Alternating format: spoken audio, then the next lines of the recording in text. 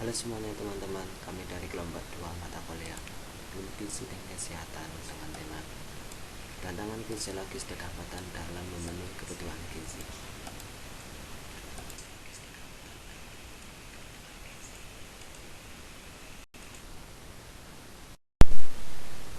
Yang perlu anggotakan satu Melia Zalfatskia dan kedua Ariti Hatini dan mengantarnya ada Bima Kamaluddin.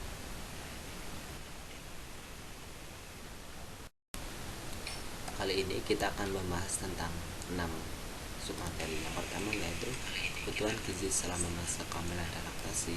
Yang kedua yaitu kandungan gizi ASI dan susu formula.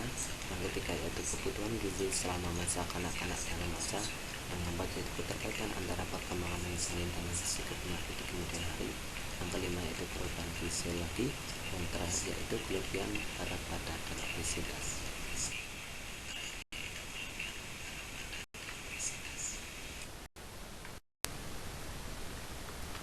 Yang pertama yaitu kita akan tentang kebutuhan gizi masa kehamilan dan laktasi.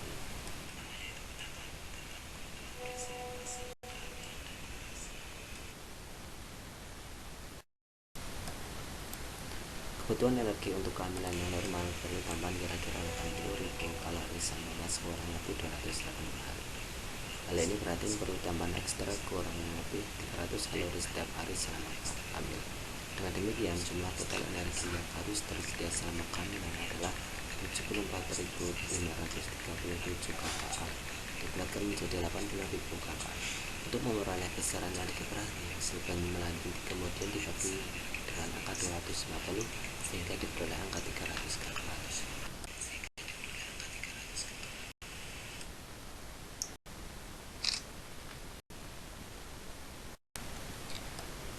Anjuran gizi untuk kehamilan dan laktasi dibagi menjadi dua tahap, yaitu pada trimester 1 kehamilan dan trimester 3 kehamilan.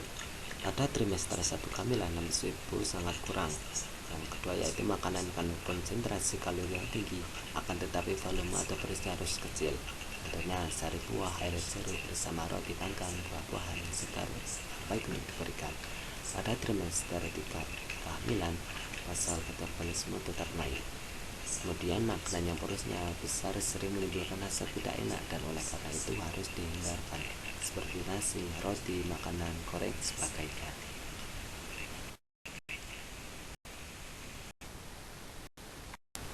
Selanjutnya yaitu ada kandungan gizi ASI dan susu formula.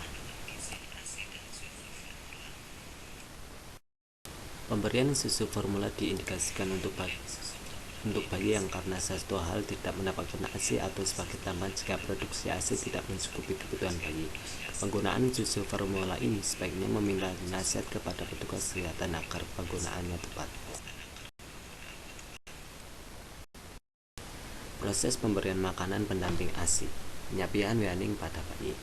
Makanan pendamping ASI adalah makanan atau minuman selain ASI yang mengandung nutrien yang diberikan kepada bayi selama periode pemberian makanan peralihan. Menurut GSIJF dari tahun 2022 dinyatakan bahwa makanan pendamping ASI harus memenuhi syarat sebagai berikut, yaitu tepat waktu, adekuat, aman, dan tepat cara pemberiannya.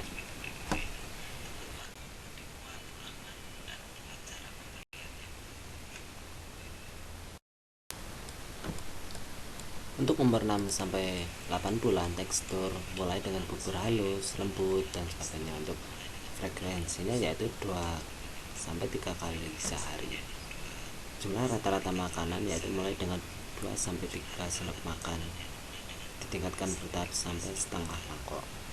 Umur 9-11 bulan, makanan yang dijinjang halus disaring kasar, frekuensinya 3-4 kali. Jumlah rata-rata makanan yaitu 2/4 mangkok. Untuk umur 12-23 bulan, teksturnya yaitu seperti makanan keluarga bila perlu masih dijinjang atau disaring kasar. Untuk frekuensi 3-4 kali sehari. Jumlah rata-rata kali makan yaitu 3/4 sampai 1 mangkok.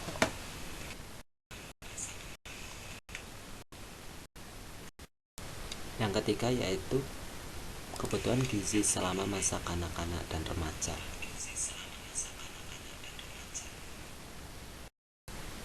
Kebutuhan gizi selama masa kanak-kanak dan remaja. Kecukupan zat gizi makro sehari pada anak prasekolah yaitu antara lain energinya yaitu 1210 sampai 1600 kilokalori dan protein 23 sampai 29 gram per berat badan. Maka kecukupan gizi untuk remaja, dewasa, muda, perempuan yaitu 2000 sampai 2200 kcal. Sedangkan untuk laki-laki antara 2400 sampai 2800 kcal setiap hari. Berikut tabelnya.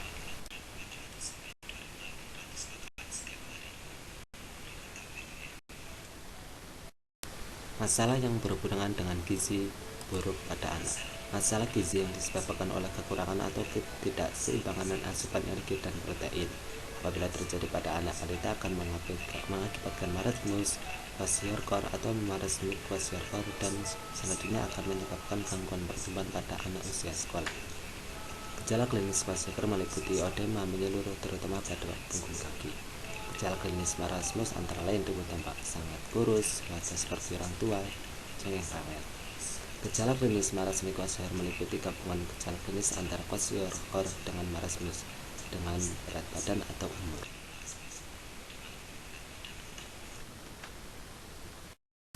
Yang keempat yaitu keterkaitan antara perkembangan janin dan risiko penyakit di kemudian hari.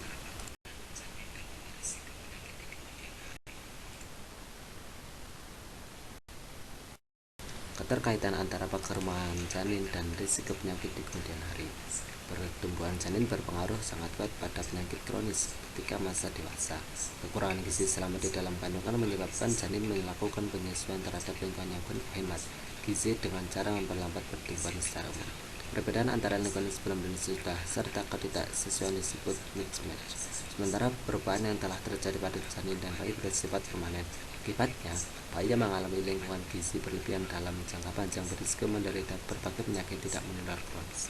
Pertumbuhan janin terhambat adalah janin yang mengalami hambatan pertumbuhan selama intrauteriner hingga tidak mencapai potensial pertumbuhan sesuai usia kehamilan.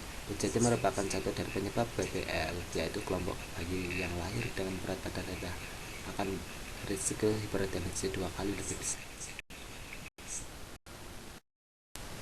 Yang kelima yaitu perubahan fisiologi.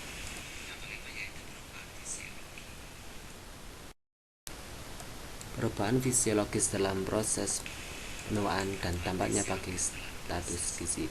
Perubahan fisiologis dan fisiologi yang disebabkan karena proses penuaan memengaruhi kebutuhan gizi lansia. Janin sivitas tetap rasa manis dan janin biasanya berkurang dan hal ini menyebabkan lanjut usia lebih sering mengonsumsi makanan yang manis dan asin. Penurunan kebutuhan energi menyebabkan asupan kalori menurun yang diikuti dengan penurunan asupan protein dan mikronutrien. Dan yang terakhir yaitu berat badan berlebih dan obesitas. Berat badan berlebih dan obesitas adalah kelebihan berat badan sebagai akibat dari penimbunan lemak yang berlebihan. Adapun penggolongan obesitas ada 3: overweight dan obesitas serta peningkatan komposisi lemak tubuh menyebabkan peningkatan risiko untuk menderita penyakit degeneratif yaitu diabetes, mellitus, dan hipertensi. Penumpukan lemak pada tubuh, terutama pada lemak visceral, akan meningkatkan risiko untuk menderita penyakit kardiovaskular dan diabetes mellitus tipe 2.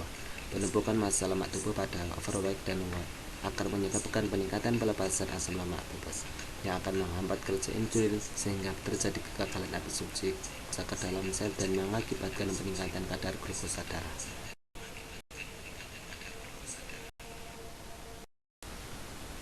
Faktor yang menyebabkan berat badan berlebih dan obesitas menurut Papilla, Oliver, and Rest dalam Utama tahun 2007 ada 3 penyebab yaitu faktor fisiologis, dan faktor kecelakaan atau cedera otot.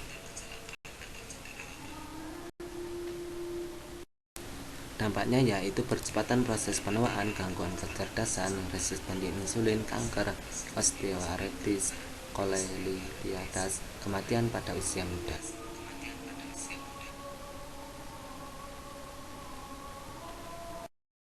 Keterkaitan antara obesitas dan penyakit kardiovaskular.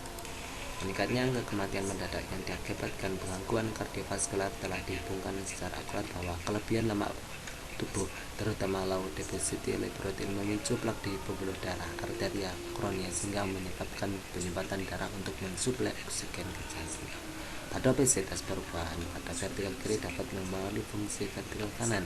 Peningkatan tekanan fungsi vertikal kiri dapat mempengaruhi peningkatan tekanan vertikal kanan dan menyebabkan abnormalitas ventrikal kanan, tetapi dapat dengan kemungkinan yang minimal. Hipertensi pulmoner memiliki efek penting dari fungsi ventrikal kanan, tetapi peningkatan tekanan arteri pulmoner jarang terjadi pada anak obesitas.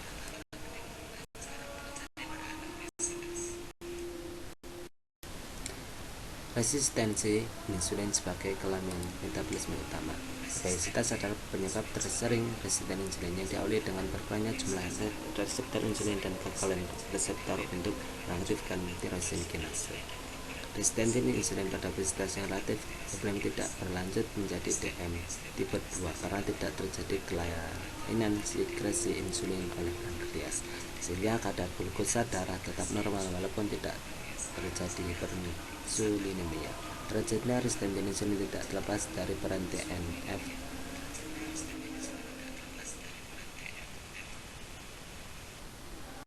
Cara-cara mencegah berat badan berlebihan dan obesitas. Pola asuh anak, khususnya dalam menjaga kesehatan anak dalam gaya hidup yang mencakup pola makan, minum, aktivitas fisik, bisa untuk mengakhiri penurunan dan mencegah relevansi kenaikan berat badan khususnya pada anak usia dini terus gencar dilakukan. Melakukan pendekatan yang mencakup semua lapisan ini pendidikan, sosial hingga spiritual, khususnya dalam meningkatkan pemahaman dan membangun kesadaran masyarakat melalui identifikasi penyebab overweight dan obesitas serta memahami penyebab kenaikan berat badan pada anak usia dini menjadi informasi tentang program pencegahan obesitas dini.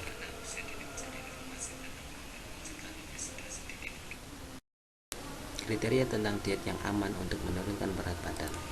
Cara termudah untuk mempertahankan berat badan yang ideal atau bahkan mencapai berat badan ideal adalah dengan cara latihan fisik. Latihan fisik adalah perubahan komposisi tubuh dan menghasilkan figur yang langsing dan menyenangkan.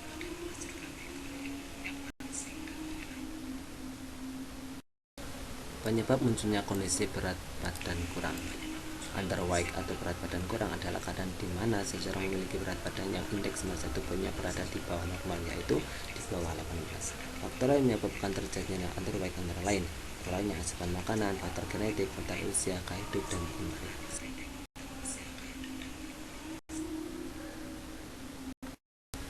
Sekian presentasi dari kelompok kami. Bila ada salah kami mohon maaf. Kami tutup presentasi pada kali ini. Assalamualaikum warahmatullahi wabarakatuh.